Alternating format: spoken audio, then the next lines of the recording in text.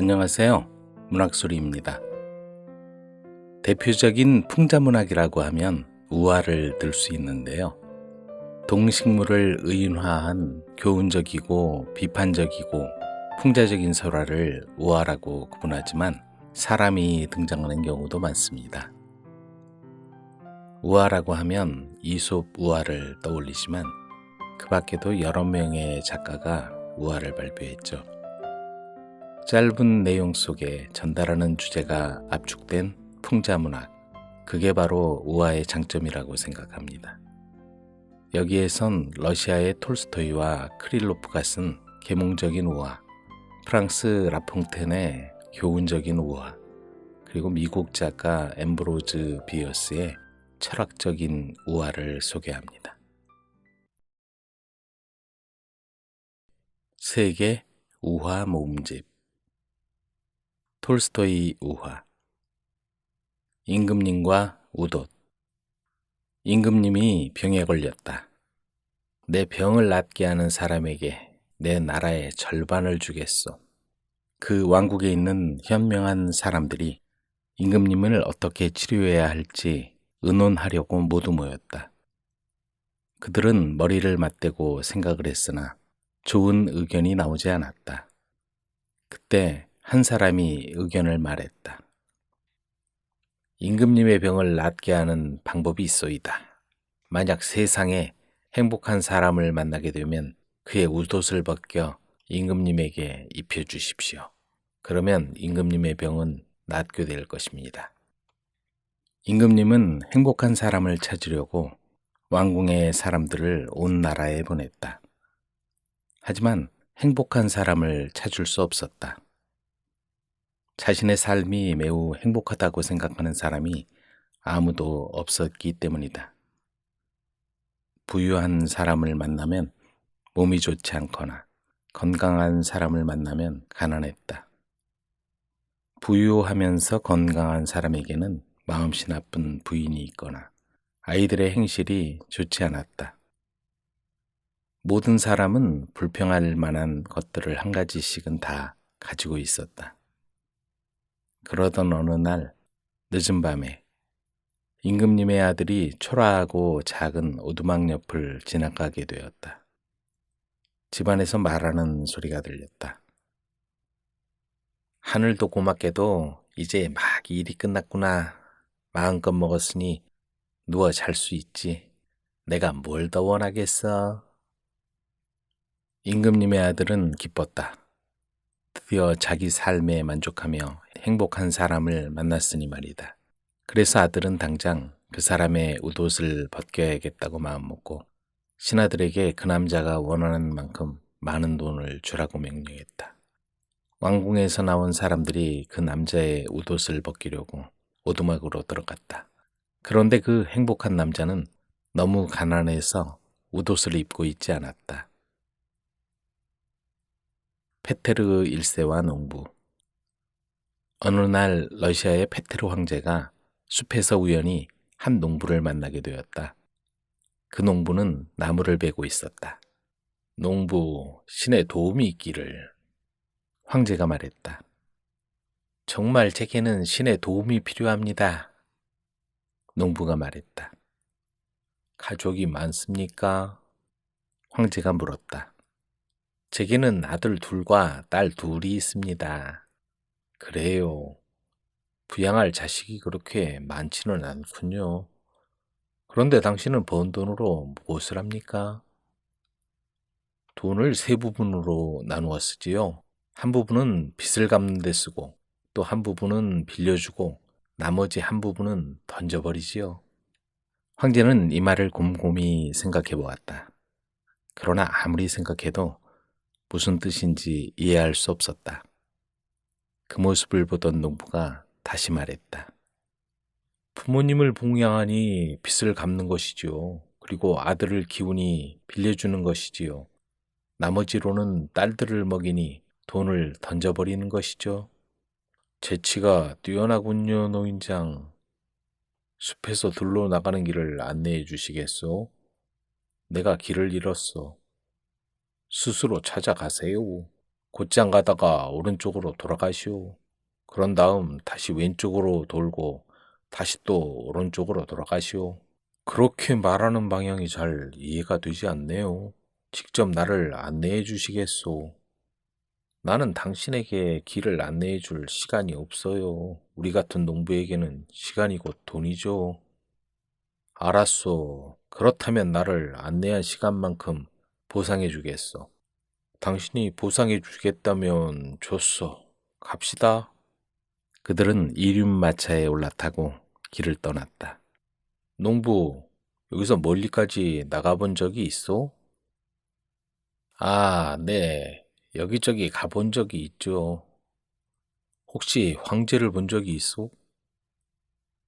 황제를 본 적은 없습니다. 하지만 만나보고 싶군요. 들에 도착하게 되면 황제를 만나게 될 것이요. 어떻게 하면 황제를 알아볼 수 있습니까? 황제 외에는 모두가 모자를 벗고 있어. 황제만 모자를 쓰고 있지요. 그들은 들에 도착했다. 사람들이 황제를 보자 모두 모자를 벗었다. 농부는 열심히 살펴보았지만 도저히 황제를 찾을 수 없었다. 그런데 황제는 어디에 있어? 농부가 물었다. 페테르 1세가 그에게 말했다. 당신과 나만 모자를 쓰고 있어. 그러면 우리 둘 중 한 사람이 황제겠지요. 같은 양의 유산. 어떤 상인에게 두 아들이 있었다. 그는 큰아들을 아꼈기에 그가 죽을 때 모든 재산을 큰아들에게 물려줄 생각이었다. 어머니는 작은아들에게 미안한 마음이 있었다. 그래서 어머니는 남편에게 그의 생각을 아들들에게 말하지 말라고 부탁했다. 그녀는 두 아들에게 똑같이 나눠줄 방법을 찾고 있었다. 상인은 아내의 말대로 마음에 간직한 채 그의 결정을 알리지 않았다. 어느 날 어머니가 창가에 앉아 흐느끼고 있었다. 지나가던 나그네가 왜 울고 있는지 물었다. 내가 어떻게 울지 않을 수 있겠어요? 내게는 두 아들이 모두 같아요. 하지만 아이들 아버지가 큰아들에게 재산을 다 주려고 하고 작은아들에게는 아무것도 남겨주지 않으려고 해요. 작은아들을 도울 방법을 찾을 때까지 생각을 말하지 말라고 남편에게 부탁했어요. 그렇지만 난 돈이 없어요. 괴롭게도 어떻게 해야 할지 모르겠어요. 그녀가 말했다. 그러자 나그네가 대답했다. 당신의 아픔을 도와드릴 방법이 있어요. 아들들에게 말하세요. 큰아들이 모든 유산을 다 받게 될 것이고 작은 아들은 아무것도 받지 못하게 될 것이라고. 그러면 그들은 공평해질 것입니다. 작은 아들은 아무것도 물려받을 수 없다는 것을 알자 다른 나라로 가서 견습생이 되어 일을 배우고 장사하는 방법도 익혔다. 큰아들은 언젠가는 자신이 부자가 될 거라는 것을 알기에 고향에서 아무것도 배우지 않았다. 아버지가 죽은 후 큰아들은 할 줄 아는 것이 아무것도 없어 모든 유산을 다 써버렸다. 그러나 작은아들은 외국에서 돈 버는 방법을 배웠기에 부자가 되었다. 상인 2명. 가난한 상인이 여행을 가면서 판매용 철기용품을 부유한 상인에게 맡겨놓았다. 돌아오는 길에 부유한 상인에게 가서 그의 물건을 달라고 했다. 부유한 상인은 그것을 모두 팔아버렸기에 물건이 없다는 핑계로 다음과 같이 말했다. 당신 물건에 좋지 않은 일이 생겼어요. 무슨 일이죠? 창고에 그 물건을 넣어 놓았더니 쥐가 손을 댔지요. 온통 쥐가 갉아서 조그만 구멍을 만들어 놓았어요. 쥐가 갉는 모습을 직접 보았어요. 당신이 믿지 못하겠거든 직접 와서 보세요. 가난한 상인은 더 이상 말로 다투지 않았다. 난 당신을 믿어요. 쥐들은 항상 철을 갈죠. 그럼 안녕히 계세요. 그리고는 가난한 상인은 그곳을 떠났다. 길을 가다가 그는 우연히 한 꼬마가 놀고 있는 것을 보았다. 그 아이는 부유한 상인의 아들이었다. 꼬마를 쓰다듬으며 그 아이의 손에 있는 것을 들고 아이를 데리고 자기 집으로 갔다. 다음 날 부유한 상인은 가난한 상인을 만났다. 그리고는 그의 큰 걱정거리에 대해 말했다. 그의 아들이 사라졌다는 것이다. 부유한 상인은 가난한 상인이 아이에 대해 무슨 소식이든 듣던지 본다면 말해달라고 부탁했다. 사실 제가 그 아이를 보았죠.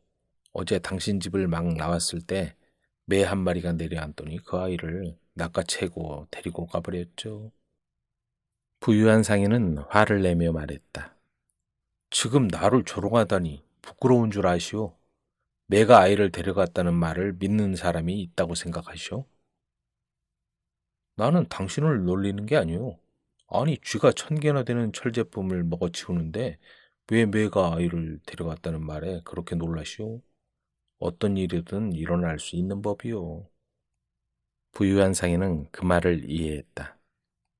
쥐가 당신의 철제품을 먹은 것이 아니오. 내가 그것을 팔았소. 내가 그것을 팔아서 번 돈에 2배를 당신에게 주겠소.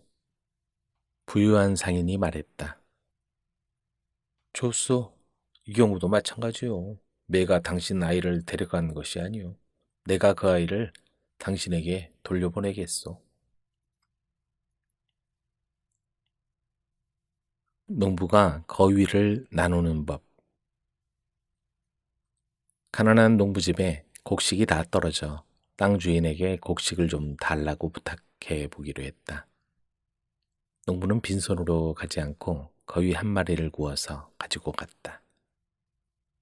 땅 주인이 거위를 받고 농부에게 말했다.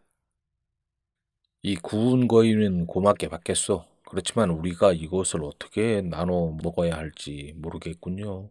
알다시피 내게는 아내와 2 아들, 2 딸이 있죠. 이 거위를 공평하게 어떻게 나눌 수 있겠소? 제가 나누어 드리죠. 농부가 대답했다. 그는 칼을 가지고 와서 거위의 목을 자르고 주인에게 주며 말했다. 당신은 이 집의 우두머리이니 이것은 당신 것입니다. 그리고 꼬리를 잘라서 주인의 아내에게 주며 말했다. 당신은 가족들 뒤에 서서 가족을 돌보니 이것은 당신 것입니다. 다음에 다리 2를 잘라 2 아들에게 주며 말했다. 너희는 곧 아버지의 발자취를 따라가게 될 것이니 이것은 너희의 것이다. 그리고 딸들에게는 2 날개를 주었다. 너희는 곧 집을 떠나가겠지? 이것은 너희의 것이다. 나머지는 그가 모두 가졌다. 주인은 농부의 현명하고 재치 있는 행동에 감격하여 농부가 부탁한 곡식과 덤으로 돈도 빌려주었다. 가난한 농부가 재치 있게 돈과 곡식을 받았다는 얘기를 욕심 많은 어떤 농부가 듣게 되었다.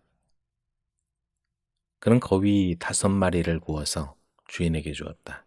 거위를 준 것은 참 고맙소. 그런데 알다시피 내겐 아내와 2 아들, 2 딸이 있어. 우리는 모두 6인데 이 5마리를 어떻게 하면 공평하게 6명에게 나눌 수가 있겠소?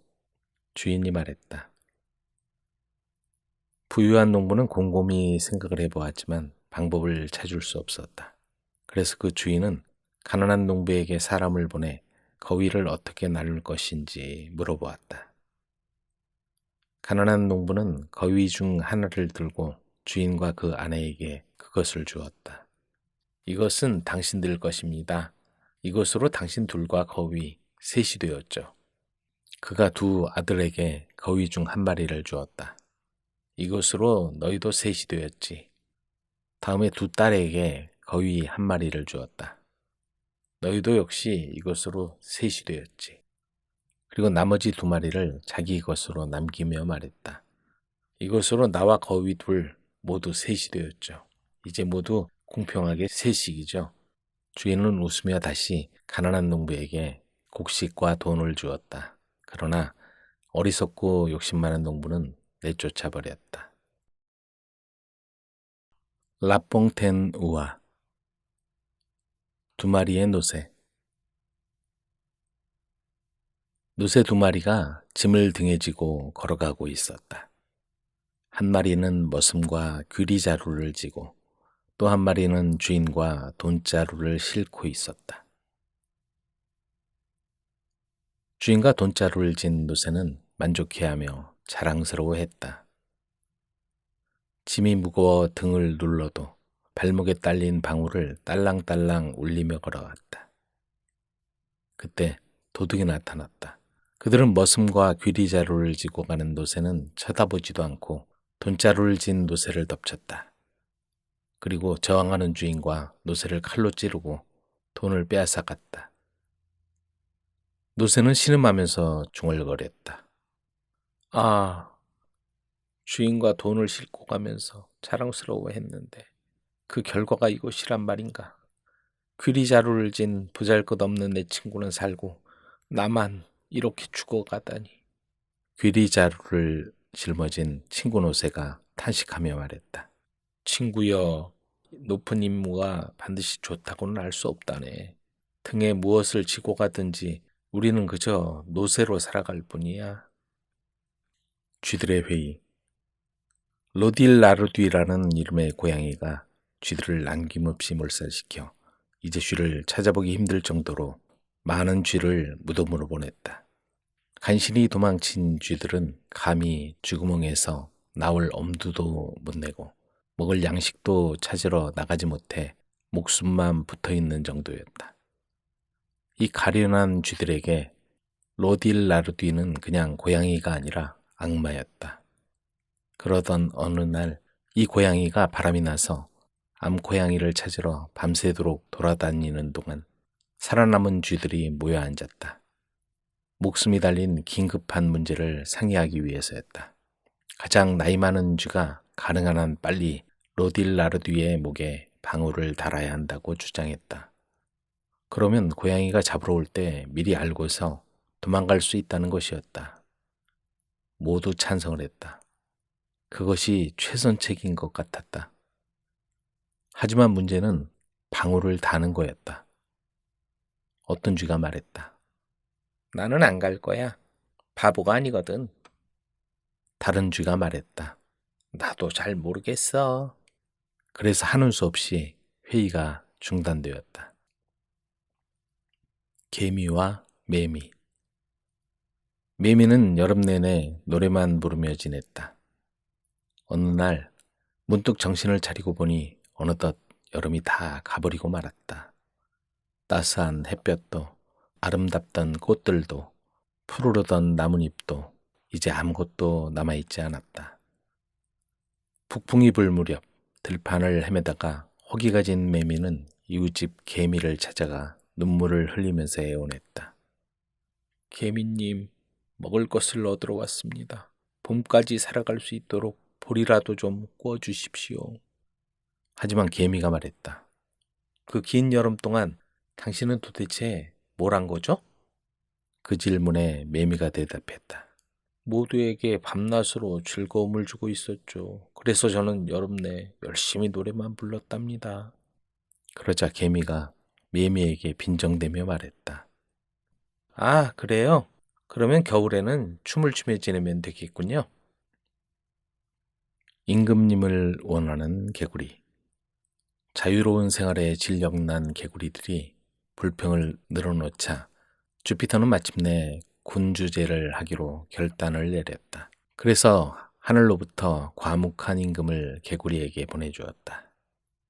그러나 떨어질 때 굉장한 소리를 냈기 때문에 어리석고 겁 많은 개구리들은 물속으로 들어가고 늪지대 구멍으로 몸을 숨기고 거인이 왔다고 믿고 밖으로 나올 엄두도 내지 못했다. 그런데 그건 통나무였다. 그 과묵한 모습에 개구리들은 벌벌 떨면서 구멍에서 기어나왔다. 처음 개구리가 떨면서 다가갔다. 다음 개구리가 뒤를 이어서 또 그 다음 개구리가 멈칫거리며 나왔다. 끝내 모든 개구리가 우글거리며 나왔다. 마침내 개구리들은 버릇없이 임금님의 어깨까지 뛰어오르는 정도가 되었다. 사람 좋은 임금님은 지그시 참고 변함없이 묵묵히 입을 다물고 있었다. 개구리들은 주피터에게 시끄럽게 떠들어댔다. 움직이는 임금님을 주십시오. 주피터는 학 한 마리를 보냈다. 개구리를 먹고 개구리를 죽이고 마음 내키는 대로 삼키는 임금이었다.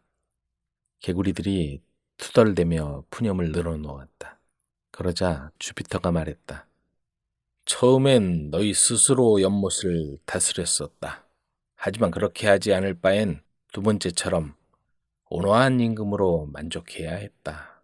이번에 임금으로 참아라. 더 나쁜 자가 오면 곤란하지 않겠니? 작은 물고기와 어부. 작은 물고기도 머지않아 큰 물고기가 된다. 그렇다고 해서 그걸 믿고 작은 물고기를 놓아주는 건 어리석은 일이다. 또다시 잡을 수 있을지 어떨지 확실치 않으니까 말이다. 어느 날 아주 조그마한 잉어 새끼가 어부에게 붙잡혔다. 이거라도 다행이다. 잡은 것을 보면서 남자가 말했다. 작더라도 통째로 구워 먹겠군. 아무튼 바구니에 넣어두자. 불쌍한 작은 잉어가 말했다. 날 잡아 뭘 하겠어요? 한 입도 안 될 거예요. 어른 잉어가 될 때까지 기다려요. 다시 아저씨에게 낚여드릴게요. 접시에 담으려면 100마리는 잡아야 해요. 지금보다 크게 자란 뒤에는 비싸게 팔 수도 있어요. 하지만 지금 같으면 보잘것없고 맛도 별로 좋지 않죠. 멋대로 떠들어라 물고기야. 말은 유수같이 자라지만 놓아줄 수가 없구나. 발버둥 쳐도 소용없다. 오늘 저녁에 튀김으로 만들 테니까. 손에 든 하나가 갖게 될는지 모를 두 개보다 낫다. 지금 것은 확실하지만 나중 것은 불확실하니까.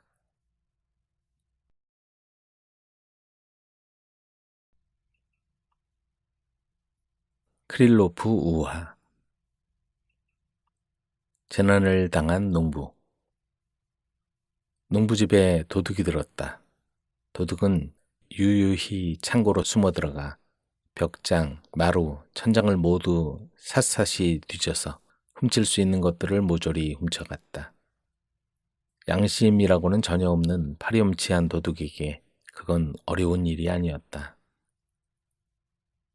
농부는 잠자리에 들어갔을 때는 큰 부자였지만 아침에 눈을 떠보니 불쌍하게도 빈털터리가 되어 있었다. 동량 주머니를 차고 구걸하며 돌아다녀야 할 정도였다. 누구라도 이와 같은 날 아침은 끔찍할 것이다. 농부는 슬퍼하며 한탄했다. 친척과 아는 사람, 친구, 이웃 사람들을 불러 모아 말했다. 나는 큰 어려움을 당했소. 누가 이 어려움에서 나를 구해줄 수 있겠소? 그러자 그들이 각자 그 농부에게 현명한 조언을 했다. 대부 카르푸치아가 말했다. 아, 자네는 자신이 그 정도로 부자라는 걸 세상 사람들에게 자랑하는 것이 아니었네. 친척인 크리크이치가 말했다. 여보게, 앞으로 창고는 안채에 좀 더 바짝 붙여서 짓도록 하게. 이웃 사람인 포카가 그 말을 받아 말했다. 아닙니다, 여러분. 그건 역시 잘못된 생각입니다.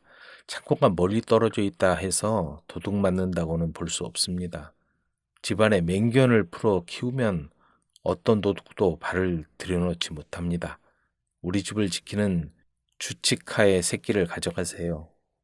나는 강아지가 병들어 죽어가는 것을 보기보다는 사랑하는 이웃에게 진정으로 주고 싶으니까요. 아무튼 친척, 친구, 친절한 이웃으로부터 수많은 유익한 조언이 농부에게 전해졌다. 하지만 그 누구도 행동으로 이 불쌍한 농부를 도와주는 사람은 한 사람도 없었다. 불과 다이아몬드.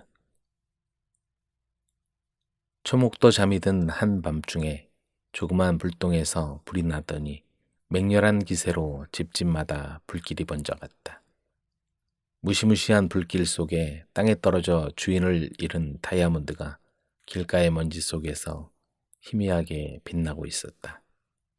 다이아몬드에게 불이 말했다. 당신이 아무리 빛나봐야 나에게 비한다면 정말 보잘것없군 그래. 지금 같은 경우에 당신은 보통 유리 혹은 물방울과도 구별되지 않는단 말이야. 당신을 보려면 어느 정도의 통찰력 있는 눈을 필요로 하는지 아나? 보통 사람들의 눈은 구별할 수도 없을 걸세. 하지만 내 광채는 그렇게 쉽사리 흐려지는 일이 없어. 내가 이렇게 맹렬히 가옥을 끌어안고 있을 때는 말일세. 보게, 나에게 대항하는 인간들의 온갖 노력을 전혀 개의치 않고 만나는 것마다 모조리 바삭바삭 먹어치우며 끔찍한 화마의 불빛이 눈에 힘을 주며 온 동네에 공포를 불러일으키는 걸 똑바로 보게. 다이아몬드가 대답했다. 당신 광채에 비하면 내 광채는 사실 빈약하기 그지없소. 하지만 난 그 어떤 것에도 해를 끼치지 않지. 아무도 나에게 재앙을 가져다 주었다고 비난하는 사람은 없어. 내가 바라는 빛을 아니 곱게 생각하는 건 단지 시샘이 많은 사람들 뿐이요. 그러나 당신이 빛을 발할 때는 당신이 파괴하는 것에 의해서만 가능한 일이요. 그러니 잘 보세요. 당신이 좀 더 빨리 꺼지도록 모든 사람이 있는 힘을 다 합쳐서 노력하고 있지 않소? 그래서 당신이 맹렬하게 불타오르면 오를수록 당신의 종말이 점점 더 가까이 다가오는 것이요. 사람들은 전력을 다해서 화재를 진압했다. 그리고 뒤에 남은 건 연기와 이상한 냄새뿐이었다. 다이아몬드는 얼마 뒤에 사람들에 의해서 다시 찾아졌고 왕관을 만들 때 최고의 장식품으로 사용되었다. 연못과 강. 강을 보고 연못이 말했다. 어찌 된 일이오? 당신의 물은 언제 보아도 쉴 새 없이 흐르고 있군요. 강 선생, 지치지도 않나요? 항상 당신을 보고 있는데 어떤 때는 화물을 실은 무거운 배를, 어떤 때는 긴 뗏목을 옮기고 있더군요. 보트나 통나무 배에 대해서는 더 말하지 않는 게 좋겠지. 그것들은 이루 헤아릴 수 없이 많으니까. 이런 생활을 언제 그만둘 건가요? 나 같으면 너무 힘이 들어 바싹 말라버렸을 거요. 당신에 비하면 나는 얼마나 편안한지 몰라요. 물론 나는 당신만큼 유명하지도 않아요. 지도 위에서 나는 그 전체를 횡단해서 뻗어 있지도 않지요.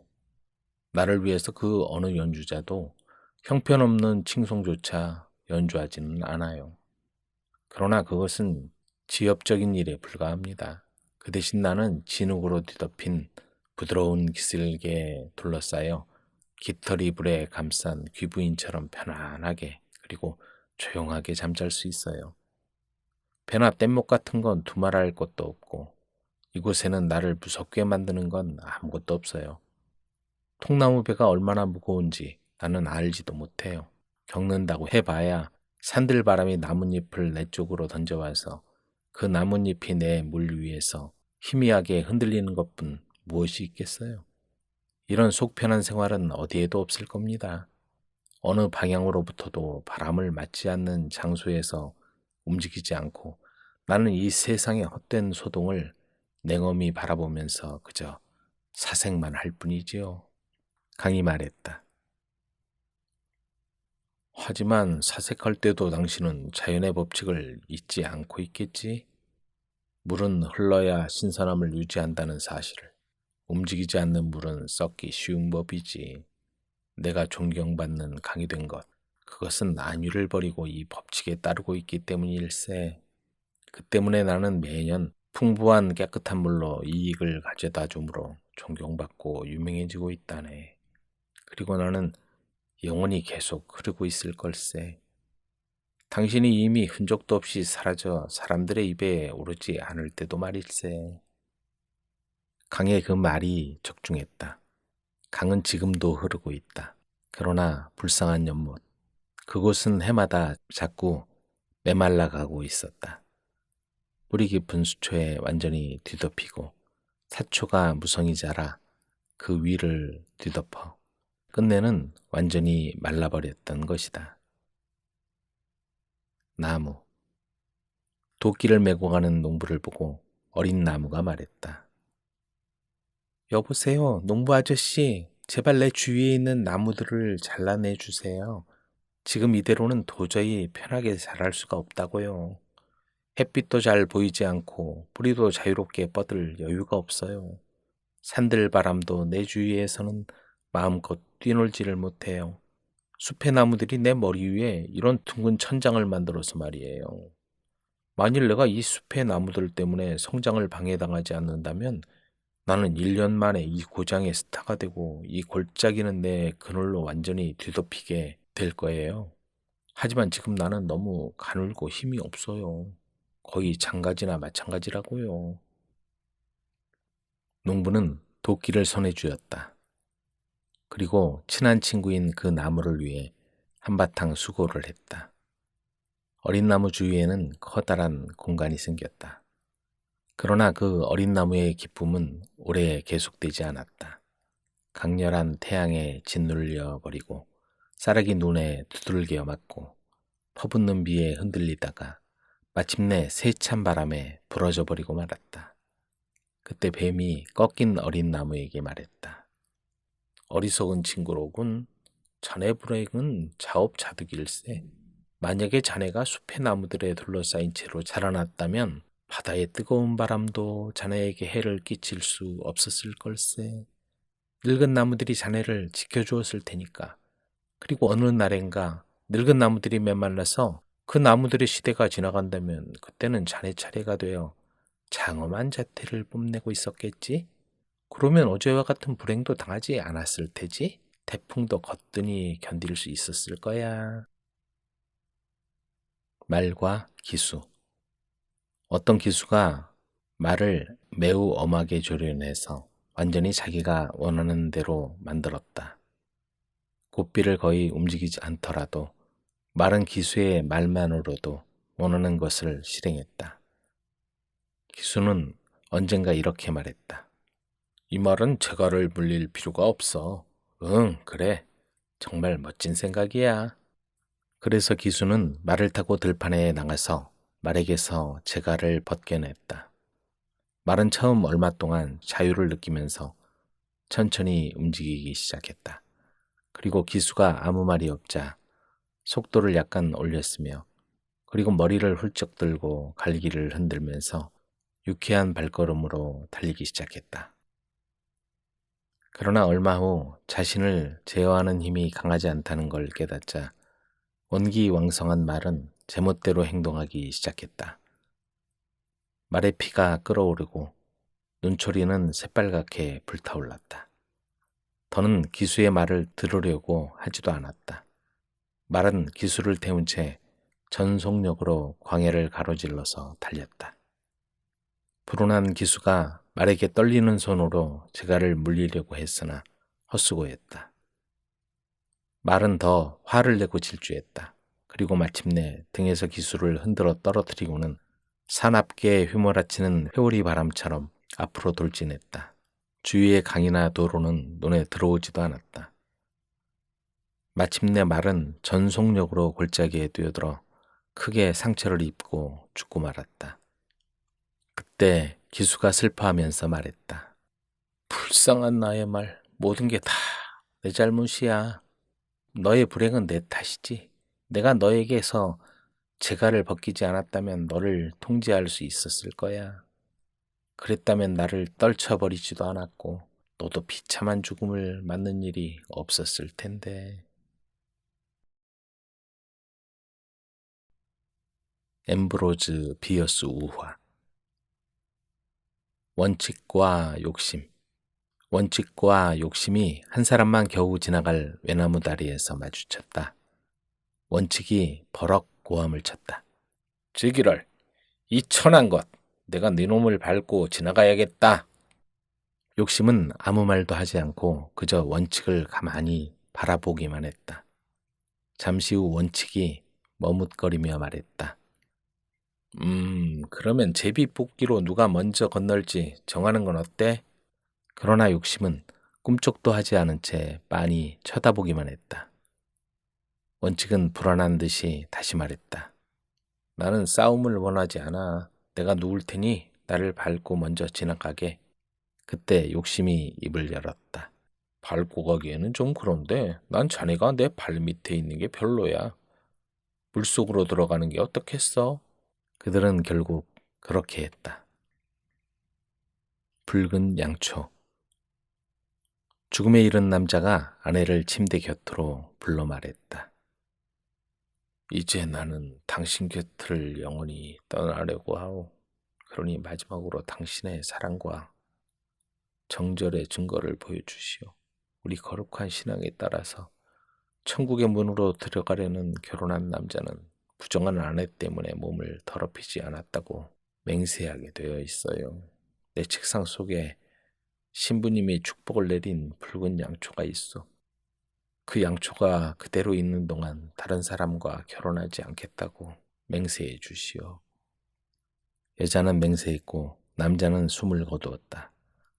장례식에서 여자는 붉은 양초를 들고 초가 다 녹아내릴 때까지 장례 행렬의 선두에 서 있었다. 여유로움의 중요성. 시간이 돈이라고 생각한 남자가 기차를 타려고 신문을 읽으면서 아침을 허겁지겁 먹고 있었다. 그는 얼마나 서둘렀는지 방심하여 들고 있던 포크로 오른쪽 눈을 찔렀는데 포크를 빼내자 그만 눈까지 딸려 나오고 말았다. 안경을 살 때 오른쪽 눈을 대신하기 위해 쓸데없는 비용이 들자 그는 곧 가난해졌다. 시간이 돈이라고 생각했던 이 남자는 결국 부둣가에서 낚시를 하며 살아야 했다. 정치인들. 늙은 정치가와 젊은 정치가가 여행하고 있었다. 아름다운 나라로 가는 그들은 먼지 투성이의 고속도로를 따라 걸어가고 있었다. 도로 주변에는 꽃과 그늘의 유혹, 숲길과 푸른 들판으로 초대하는 새들의 노랫소리가 울린다. 이런 매력에 흠뻑 빠진 젊은 정치가는 양쪽 길가에는 황금색의 둥근 지붕과 빛나는 궁전이 있을 거라고 상상하며 말했다. 이 불편한 길가에서 제발 벗어났으면 좋겠어요. 어디로 가는지도 모르겠다고요. 그냥 다 잊어버리고 우리에게 손짓하는 작은 숲과 빛나는 언덕들에서 기쁨과 이익에 우리 몸을 맡겨봐요. 이 아름다운 길을 따라서 가요. 봐요. 여기에 정치적 차별성의 궁전을 찾고 싶은 사람은 이쪽으로 들어오라고 쓰여 있잖아요. 그러나 늙은 정치인은 걸음을 늦추거나 고개를 돌리지도 않고 말했다. 아주 아름다운 길이야. 그곳은 멋진 풍경들을 보며 갈 수 있는 길이기도 하겠지. 그러나 정치적 차별성의 궁전을 찾는 일은 커다란 위험이 따른다네. 젊은 정치인이 말했다. 그게 뭡니까? 늙은 정치인이 길을 재촉하며 말했다. 궁전을 찾는 것은 위험이지. 비평가들. 안토니우스는 목욕을 하던 도중에 아테나 여신의 눈에 띄었다. 안토니우스의 아름다움에 매료된 아테나는 그에게 구원하려고 무장한 그대로 올림푸스에서 내려왔다. 그러나 안타깝게도 그녀는 메두사의 머리가 달린 자신의 방패를 보이는 실수를 하고 말았다. 불행하게도 방패를 본 아름다운 청년 안토니우스는 돌로 변해버리고 말았다. 아테나는 곧바로 제우스에게 안토니우스를 살려달라고 부탁했다. 하지만 제우스가 그를 살려주기 전에 조각가와 평론가가 돌로 변한 안토니우스 곁을 지나가게 되었다. 조각가가 말했다. 이 아폴로 조각상은 별로군. 가슴이 너무 좁고 한쪽 팔이 다른 팔보다 0.5인치는 짧아. 자세도 자연스럽지 않고. 아, 친구요. 내 안토니우스 조각상을 자네가 한번 봤어야 했는데. 이번에는 평론가가 말했다. 내 생각에는 말이야. 이 조각도 꽤 좋은 것 같군. 에트루리아식이긴 하지만 얼굴 표정은 분명 토스카나식이야. 자연스럽지 못하군. 그건 그렇고 내가 발표한 예술적 양면성의 허구는 읽어봤나?